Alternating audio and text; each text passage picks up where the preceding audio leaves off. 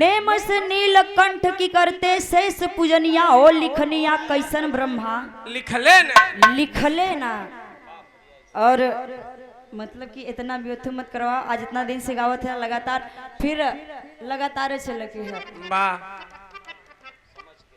आइए गाना पहले गीत के समझ ल, यही के काल समझे में कंफ्यूजन हो गल रहे कि गाना हमारा दोनों तरफ से बंद है, वो भी कि नहीं एक तरफ से। आइए गुरु जी।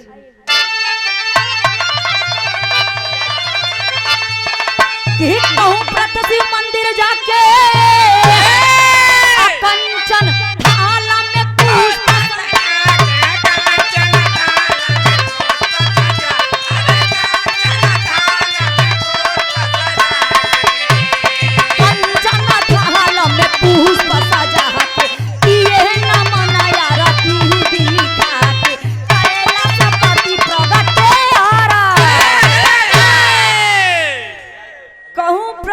मंदिर जाके के कंचन थाल में पुष्प सजा के किए नमन आरती देखा के कैलाश पति प्रगटे हर्षा के।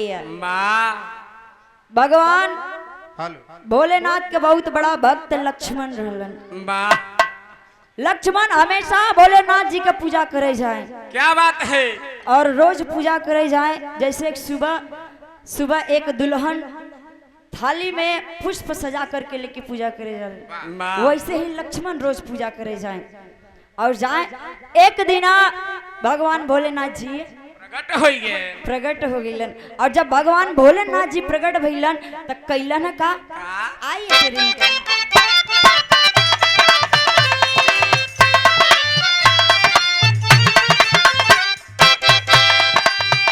कहना नागेश्वर बाबू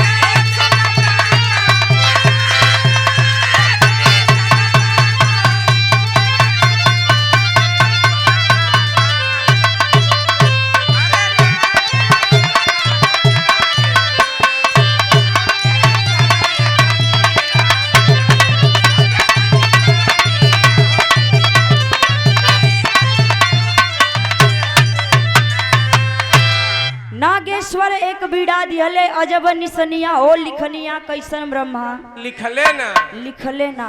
हमार टेरियो बंद है और अंतरा भी बंद है, ध्यान दिया। इधर भगवान भोलेनाथ जी लक्ष्मण के एक सितार दिलन, पहले पैसा ले, और जोने समय सितार दिलन ले करके लक्ष्मण के घरे चल गईलन। और जब घरे गईलन तब भइल का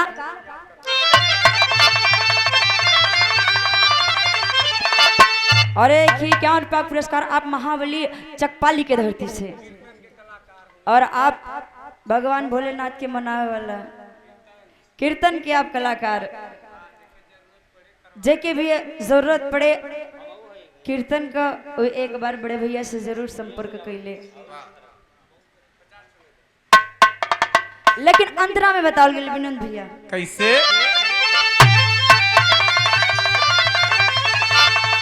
कि खुशी हुए शिव संकट भाखा खूब संभारी के बीड़ा राखा।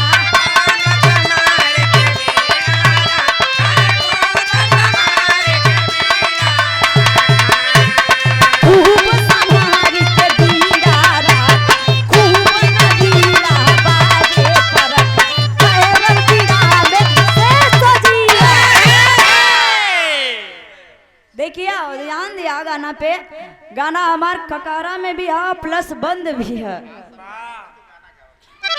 इधर जौने समय सितार के दिलन ले जा करके लक्ष्मण भगवान बोले ना जी बड़ा तिखार दिलन कि लेके तो जात हुआ, लेकिन एक के तोहरे सिवा और केहू के बजावे के ना चाहिए। अगर तोहरे सिवा अगर ये सितार के केहू बजा देलस तो वादी ना अनर्थ हो जाइए। लेकिन धीरे धीरे कुछ दिन बीतल तो भई लगा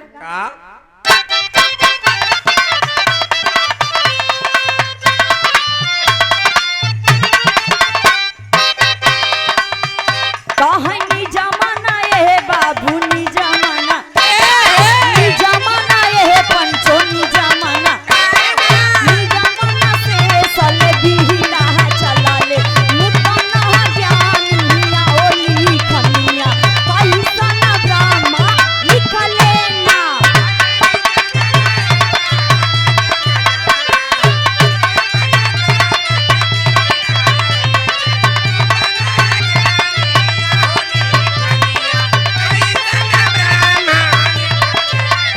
अरे पैसा ना ब्रह्मा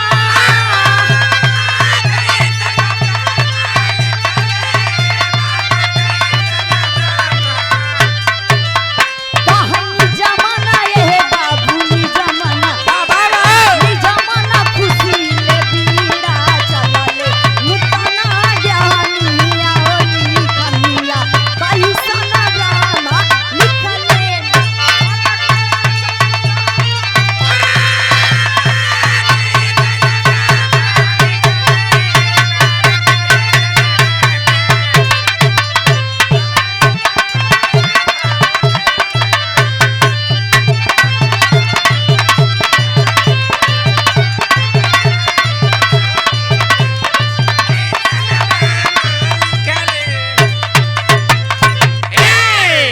गुरु को चीज अगर शिष्या लेता एक बार शोभा देला, अगर शिष्या से दूसर केहू लेता बड़ा नगद ना लगला।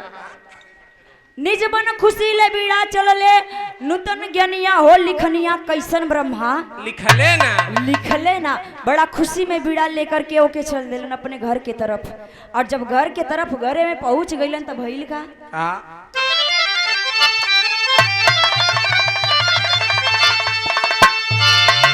कितने मिले बीड़ा लसानी अनि रखौ आए भवन राजधानी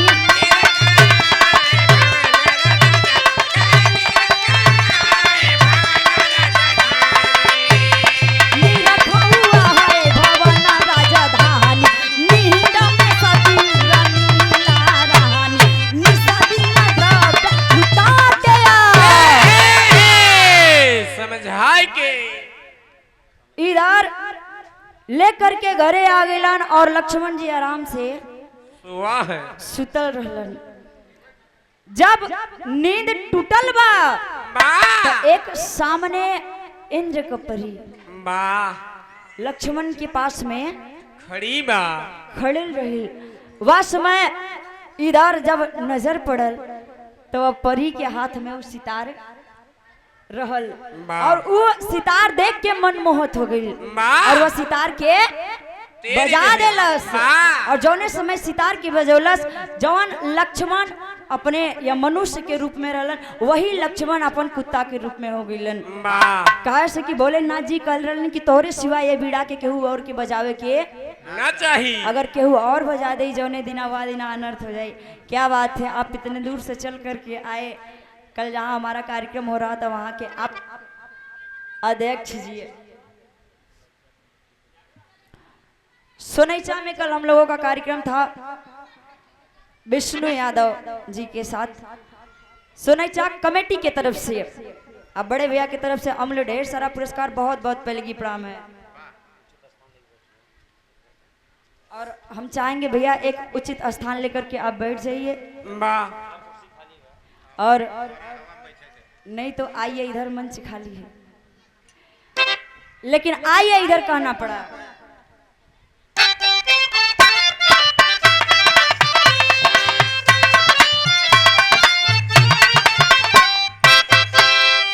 पैसा कल जो कार्यक्रम हुआ था आप उसके अध्यक्ष, वाह जिन्हें कौन नहीं जानता।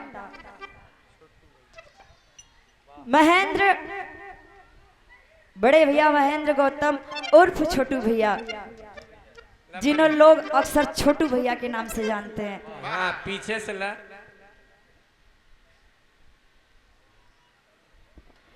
और देखिए हमारे महेंद्र भैया उर्फ छोटू भैया,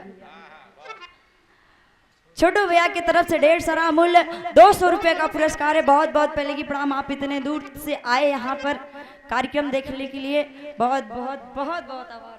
वाह तेले के पैसा यहर से ले जाए, लेकिन आइए इधर टेरी में कहना पड़ा। वाह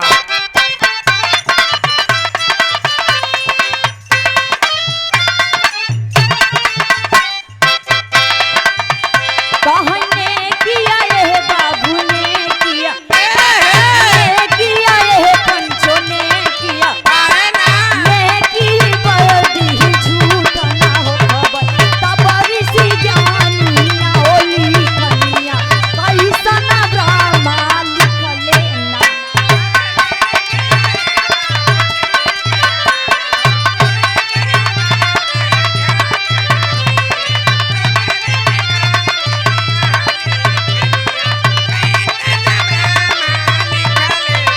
अरे कैसा ना ब्रह्मा,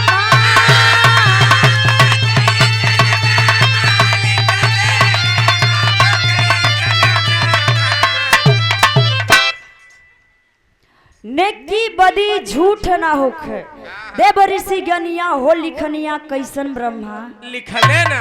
लिख लेना। इधर जब सती उर्मिला का नजर लक्ष्मण के ऊपर पड़ल तो जौन लक्ष्मण मनुष्य के रूप में रहलन और कुत्ता के रूप में दिखाई देवे लगलन। वाह वो बिना कपड़े के, बिना कपड़े के भाई कुकुर हो गए तो कपड़ा कहाँ पहने। एक छोटा सा जो कि कुत्ता होता है, जे कि अगर छोट के ज्यादा रहे तो के पिल्ला कह लेन। पिलवा कहलेन। अच्छा कल ये होत रहे ना। होई। ले करके जब माई सती उर्मिला देखलिन तो मन बड़ा घबराए लगल, वाह लेके गौरा पार्वती जी के लगे गईलिन। वाह वह समय गौरा पार्वती जी कहलिन भगवान भोलेनाथ जी से कि प्रभु ई का कही दे है। ई का कइला, ई कैसन माया बा। हाँ शंकर जी कहे हम तो मना कर रहे बजाया मत। शंकर जी कहलन हम तो उनके मना कैले रहली कि तोहरे सिवा के हुआ और बजावे के ना पावे न पावे, लेकिन अगर जब भाई अब में हम का कर सकिला, एक उपाय बा, वाह लेके गोमती घाट पर चल जा। वाह और जब वहां गोमती घाट पे ले करके सती उर्मिला लक्ष्मण जी के चलिन तो भइल का, वाह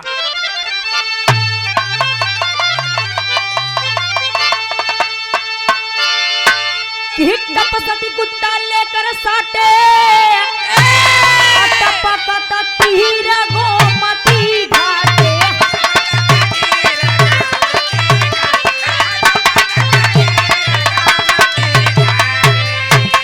टपकता तीर गोमती घाटे, तोहरा तपती कसिरवा हटाटे, टप से नींद आए। ले करके जब वहां पर गए भगवान भोलेनाथ जी पहले ही बता दे रहलन कि ले जा करके अपने पति का गर्दन 121 बार, वाह 121 बार जब अपने पति का गर्दन या समत भाई एक छोटा सा पिलवा के रूप में हो, अगर 101 बार इनकर गर्दन कटबू जा करके तब फिर तोहार अपन पति वापस मिल जाई है। वह समय उर्मिला ले जा करके गोमती घाट, वाह आप लोगों से जानकार क्यों बटल न बा, ले जा करके गोमती घाटे पर 101 बार, पहली बार जब गर्दन कटलिन जाके गंगा जी में मिल गए। और जब गंगा जी में वो गर्दन मिलल बा, लाला भैया आज बड़ा सुस्त दिखाते, प्रॉब्लम लगता। हमवा ढेर लगत ना। अच्छा मतलब हमसे ज्यादा तू तो चाहे हो। जौने समय एक बार गर्दन कटल और कटले के बाद उ जाके गंगा जी में मिल गल, और जब गंगा जी में मिलल तो गर्दन फिर से आके वह छोटा सा पिल्ला में जुट गया, फिर से जुट गयल। वाह ऐसे ही 121 बार जब गर्दन कटलीन, जय बार काटे तय बार आके जुट जाए। वाह जब 121 बार पूरा गर्दन के काट दिलीन, फिर वो मनुष्य रूप आई हैं। तब जा करके लखन अपने मनुष्य के रूप में अलन। वाह और वहीं से जानल जाला कि लखन से लखनऊ बना। लखनऊ बना। वाह गोमती घाट पर ले जा करके आज गोमती शहर, सॉरी, जो कि नवाबों का शहर कहे जाने वाला लखनऊ, जो नवाबों का शहर है, वाह गोमती घाट पर बसा, लखन से लखनऊ बसा। क्या बात है। आई आखिरी लाइन में कह